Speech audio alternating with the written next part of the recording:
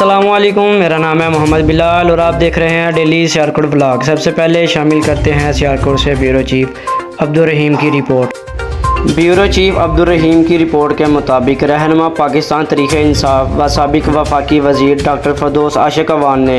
2 रोज़ कबल बैरून मुल्क फ़रार होने की खबरों को मन गढ़ंत और प्रोपेगेंडा करार देते हुए कहा कि वो आज भी ब्लू पासपोर्ट पर ही एयरपोर्ट से बैरून मुल्क जा रही हैं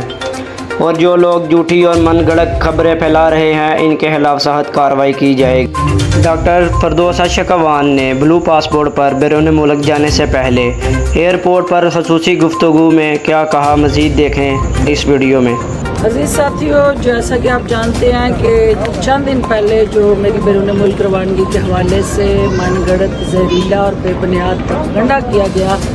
आज भी मैं ब्लू पासपोर्ट पर ट्रैवल कर रही हूँ और उसी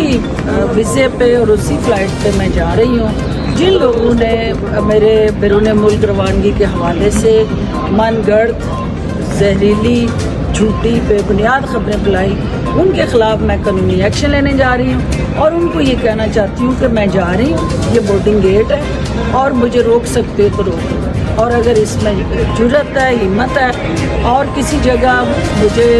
आप रोकना चाहते हो तो मैं यहाँ खड़ी हूँ, आके मुझे रोको और मुझे जाने से रोको। मैं हमेशा इस मुल्क के लिए, आपके लिए खड़ी हुई हूँ और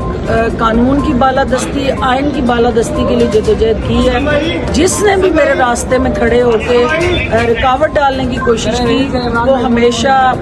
मलिया मेट हुआ, क्योंकि हक हमेशा जीतता है और बातिल जो है वो उसको हमेशा शिकस्त होती है। तो मेरी इस वक्त जो है रवानगी उस बातिल के मुंह पे ज़ोरदार तमाचे हैं जिन्होंने ये झूठ बोला और जिन्होंने बेबुनियाद प्रोपेगेंडा किया और मेरी बैरून मुल्क रवानगी को सियासी रंग दिया। बहुत शुक्रिया।